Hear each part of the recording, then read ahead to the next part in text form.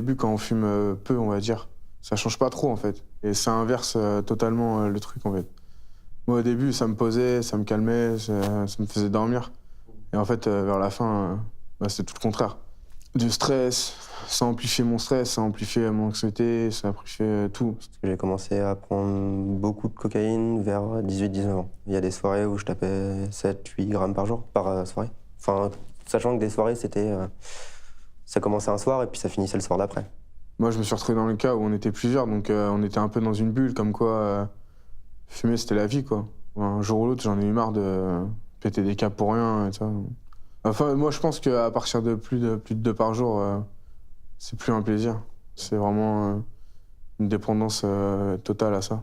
Donc j'en avais un peu quand je voulais. Après, j'ai commencé à voler de la thune à mes parents ou à me prostituer aussi. Donc là, je me suis vraiment rendu compte que j'avais besoin de ça pour avoir les sous. Et en même temps, les sous que ça me rapportait, je les utilisais pour ça.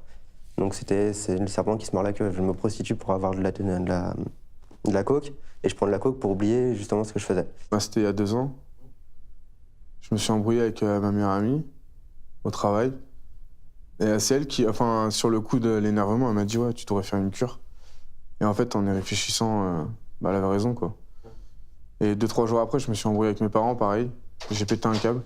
Et là, après, j'ai pris de l'héro, des substances un peu plus dures. Je voulais pas, à la base, en prendre de l'héro. Puis c'était ma compagne, à ce moment-là, qui en avait pris parce qu'il y a des personnes qu'on avait ramenées. Et je me suis dit, pourquoi pas, si ma copine, elle le fait. Et en fin de compte, ça part très vite en vrille.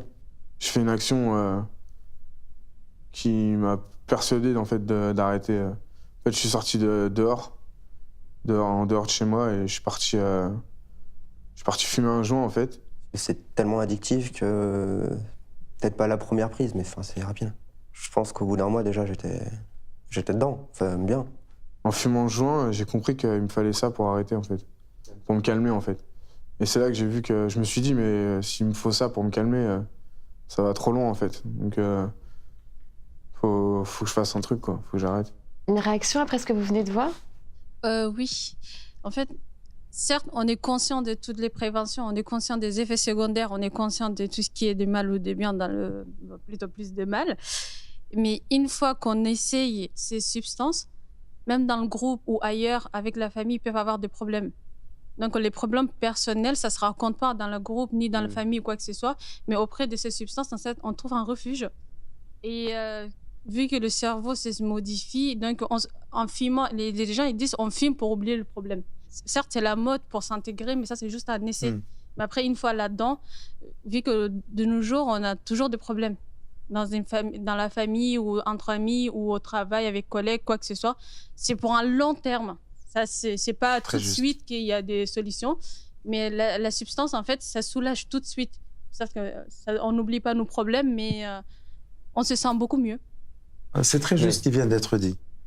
Les drogues ont un effet soulageant pour ceux, ce qui vient d'être dit avec justesse, pour ceux qui ont peut-être des mal-être ou bien des problématiques de type personnel ou bien familial ou bien environnemental. Mais l'expérimentation, elle est de type générationnel et sociétal et social. Mais la répétition de l'expérimentation, on est dans une problématique qui n'est pas forcément l'addiction. C'est la répétition avec d'autres facteurs qui fait l'addiction plus tard encore. Ouais. Moi, je distinguerais en fait 2 moments. L'expérimentation, c'est d'abord et avant tout donc la recherche d'appartenance à un groupe et la recherche aussi de plaisir. C'est les festives. C'est-à-dire que les premières consommations, elles font plaisir et c'est après qu'elles changent de sens, effectivement, s'il y a une répétition, s'il y a une consommation qui devient individuelle. Mais d'abord, avant tout, quand même, il ne faut pas oublier qu'il y a cette notion de plaisir. Mais est-ce que vous constatez que vous avez vu des jeunes qui consommaient de plus en plus tôt? Enfin, de plus en plus tôt, vous n'avez pas forcément de repères, mais est-ce que vous voyez des jeunes à 12, 13, 14 ans tester des substances qui sont quand même très dangereuses? Oui, bien sûr. Après aussi, plus les générations avancent, plus les générations essaient de grandir trop vite. Donc forcément, par exemple, votre génération, elle va voir des choses que notre génération... on va se dire, vous allez dire qu'ils ont grandi trop vite, et nous, c'est pareil avec nos petits frères.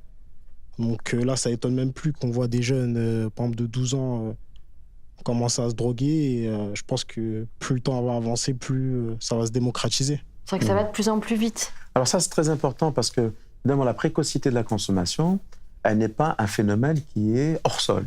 C'est la précocité de la vie, quelque part. À 12-13 ans, ils n'ont pas fait que consommer du cannabis.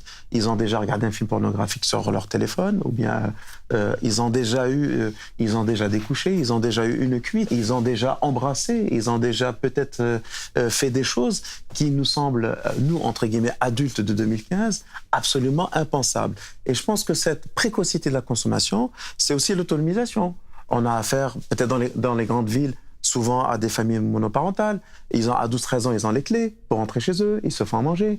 Donc il y a une espèce de forçage comme ça, d'émancipation qui va de pair finalement avec les aspects pervers, c'est-à-dire le fait de consommer des drogues ou bien d'expérimenter les drogues précocement.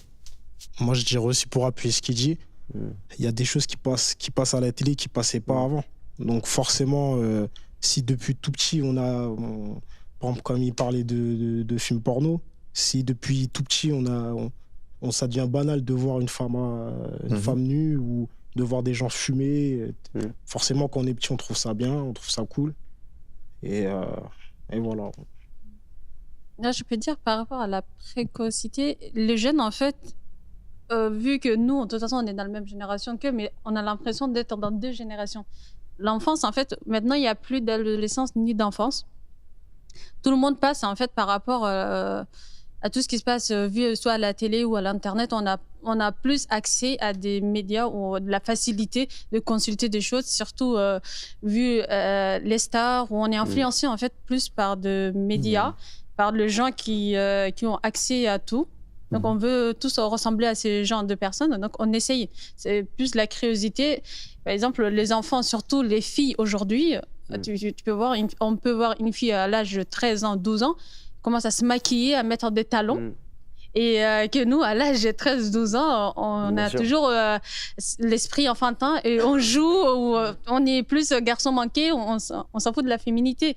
Mais aujourd'hui, la féminité commence à l'âge de 9 ans, 10 ans. Donc, ils ont envie de ressembler à une vraie femme. Et même le média, il les pousse à faire à ça. Et donc, la drogue, c'est pareil. Moi, un jour, j'ai surpris un jeune de 9 ans en train de fumer. Et ça m'a étonnée. Et il sortait du collège, j'étais dans le coin, il fume, et je lui posais la question, pourquoi tu fumes? Après, il me disait, oui, mais t'es qui? Donc, ça m'a étonnée, c'est vrai, je suis personne pour lui.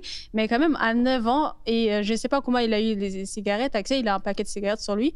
En sortant de collège, il se cache pour fumer. Donc, il y a des relations aujourd'hui avec les adultes qui sont complètement différentes pour les jeunes.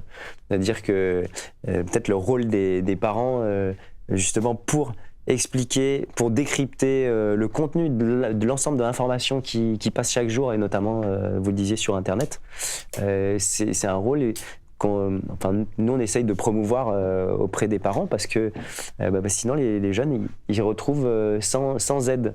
Ils pensent qu'ils sont capables de décrypter parce que vous disiez, ils croient qu'ils sont plus des adolescents, mais en fait, ils n'ont pas encore toutes les capacités pour comprendre l'univers dans lequel ils sont. On va parler de la prévention maintenant, en regardant la suite des témoignages.